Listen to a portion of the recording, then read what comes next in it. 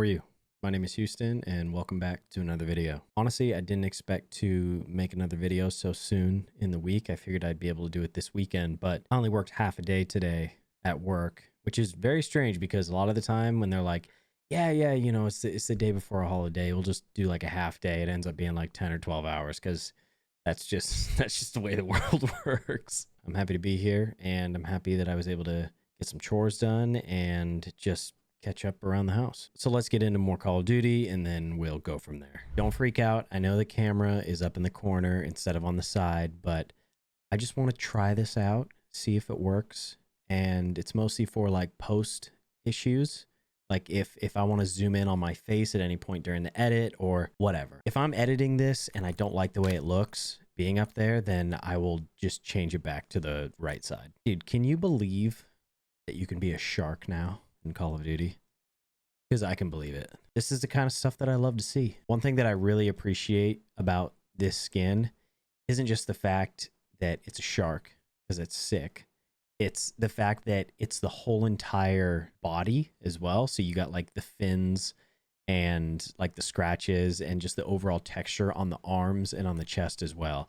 It's not like a lot of the other skins with the animal heads where it's like a normal milsim operator and then it's, you know, like a bear head or a rat head. So if they keep going down this route and adding more and more animals, which I'm sure they will because these skins are very popular, I hope that they put a little bit more time into creating like the whole entire model rather than just placing an animal head on there. The fishing hook inside the eye is a really nice touch too. Oh, wonderful. Hardcore stakeout 24/7. All right, time to bash my head against the wall. I haven't played this since I recorded that last video. You want to know why?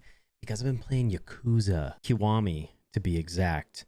And I don't know all the details about the timeline or anything like that, but I know that this is the first game to play, and then after this, I'm going to play 0, and then hopefully just keep working my way up. Eventually, I hope that I can make my way up to infinite wealth and just like a dragon. It's a very long road. I know that I did mention in the last video, which I found hilarious, how I was like, oh yeah, I don't really think that I'm going to get into Yakuza just because it's a really like big commitment and all that. And literally the day after that, I started playing it. It's something else, dude. It is a gamer's game. I guess what I mean by that is that I feel like you gotta not only enjoy JRPGs, but you have to really appreciate the oddities that come with some Japanese games, like some of the dialogue and the cultural references. Kiwami is amazing, and I know it's just my first one, so it might be sort of like a honeymoon phase, but I really do think that this could end up being like one of my favorite series of all time. Which is so surprising because I've said this about other things before, but you just never know the impact that something is going to have on you before you really get into it. Actually, the last thing that I said that about were Metroidvania games.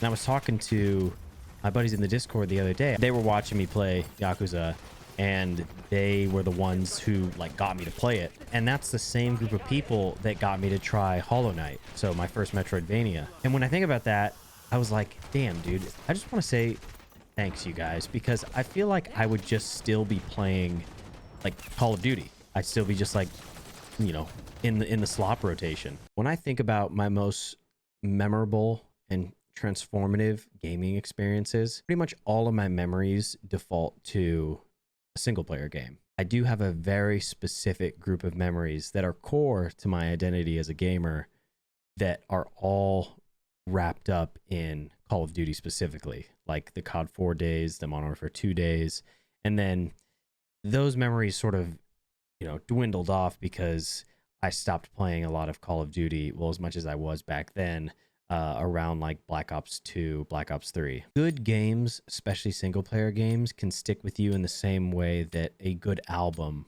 or a good film does. At the end of the day, these things are art, and I think that a lot of people forget that. I think it's especially easy to forget that when it comes to live service games. The ever-changing nature of whatever game you're playing, like from season to season, from month to month, from release to release, if it's just another franchise game. This is a lot different than a film, say, that gets written up, gets filmed, gets edited and gets put out into the world, and there's no updated version. At least 99% of the time there isn't going to be some updated version. You might have some extras in like a Blu-ray release or something like that, but a lot of the time single player games are very similar in that way, where apart from patches that, you know, aren't going to change the core of the game, like the story for instance, the game is the way it is on release. And I'll be the first to admit that sometimes it's hard to just like sit down and commit to watching a movie that's 2-3 hours long. But committing to a brand new series or a brand new single player game that's, especially one like, you know, let's say Elden Ring, that you could pour hours and hours and hours into, that's quite the undertaking, especially for somebody who's used to a game like this where, okay, well, I'll just play a couple games. Like if you think about how long it takes to get a couple games in, like maybe you get home from work and, oh yeah, like I can play just a little bit before I have to, you know, go to the gym or before I gotta eat dinner or whatever. It's a lot harder to commit that small portion of time to a game like Elden Ring or a big daunting series like, let's say, Yakuza, than it is to just hop on and play a couple games of Stakeout 24/7. And even though it's insane to me that this is very likely true, there are going to be people out there that never want to experience that. There are people that don't like watching films. There are people that don't really care to listen to a new album or have those types of experiences. All they want to do is have the experiences where, all right, load up into a game, shoot gun for 10-15 minutes, maybe get top of the leaderboard, maybe not, rage out, punch my monitor, fuck this game, fuck everything. For some people that cycle's totally fine. I think that you are missing out on some of the most powerful impacts that gaming can offer you. We as human beings, we are storytellers. Everything that we do is based around stories. The money that we have in our pockets, the religions we follow, the politics we believe in, the idea of society. It's just, they're all just stories that we have all collectively agreed, or at least most of us have collectively agreed upon. And it just works because we all believe in the same story. Apart from the ones that are sort of ingrained in us from the very beginning, like money, like society, etc. Some people don't care to experience new stories. And again, that's insane to me, but it's your life. Like I'm not going to pass judgment and say that you absolutely have to. This is a bit of a deeper segue to that point, but I think that experiencing more stories broadens your horizons and makes you more accepting of the people around you, more accepting of people who you may have negative assumptions about, and not just people, but whole entire lifestyles and whole entire existences that you are just unfamiliar with. To me, a better understanding of other people and how they live their lives, and yes, this stuff can come from video games. Not likely the competitive ones like this, because it seems like these ones just stoke the flames of hatred and despair and all the people that play them. But yeah, a lot of those story games can expose you to ideas that maybe you never thought about before, or the same ideas, but like I like to say, the same ideas, but maybe from a different perspective, from a different vantage point. And just to say, I don't actively think about this stuff most of the time when I'm playing those single player games. That would be exhausting. You know, you just kind of got to experience it. And then I think while those lessons can come while you're playing it or while you're experiencing this piece of media, a lot of the time it comes like after, or it comes at a later point when you kind of like least expect it. Like that's what happened with me with Vinland Saga. I never realized like how much of an impact it had on me until I got like, I don't know, maybe like more than halfway through it. And then I was like, damn, dude, this series like changed my life. Like this is everything to me. And for a really long time, I always told myself that reading manga would be a waste of time. Like, oh, I'll just watch the show. That's fine. And while the show can translate a lot of the ideas in the manga, I think that sitting down and committing time to reading it. Whoa, what is happening? All right.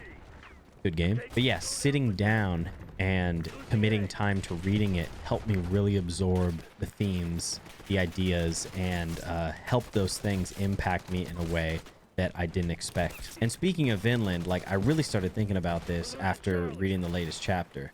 You know, the series is kind of coming to a close, which really makes me sad. But again, you know, I'm happy that I'm able to experience it. The latest chapter has Thorfinn in a bit of a predicament, and the situation that he's in is one that reminded me of why I love that series in the first place. It got me thinking again about some of the core ideas, the core things that Vinland taught me. Chief among those reasons is something, and this is a bit reductive, but something along the lines of just be a decent person. So I've kind of went on this deep dive into decency and just reading about like what some of the great minds of history have to say about decency. And I came across this letter that Charles Dickens wrote to his son when he went off to Australia. And one of the things that he said, and I'm not religious, but something that is obviously talked about a lot in the Bible, is do unto others as you want done unto you. So like, you know, treat people how you want to be treated. He said that to his son, you know, treat others how you want them to treat you. And then after that, which I've never heard this before, but and do not be discouraged if they do not do so as well. It's better for them to fail than for you to fail. While you don't want other people to fail in being kind, I think that what he's saying there, or at least what I got from it, is the fact that as long as each person is only concerned with them being decent, them treating other people how they want to be treated, then I think it's a lot easier than focusing on somebody else not reciprocating that. That just really like hit me in a great way, because I think a lot of the time when I'm trying to be kind to people, when I'm really upset, like I'm annoyed at something, I feel like I over focus on that. I'm like, well, I'm like pissed off right now. Like I'm frustrated. I'm annoyed because, you know, stuff happens to all of us. Those are the times when it's really, really difficult to still be the person that you know you should be. I think about that a lot at work, because I think out of anywhere else in my life, I can get really frustrated at work and I'll kind of be rude to somebody for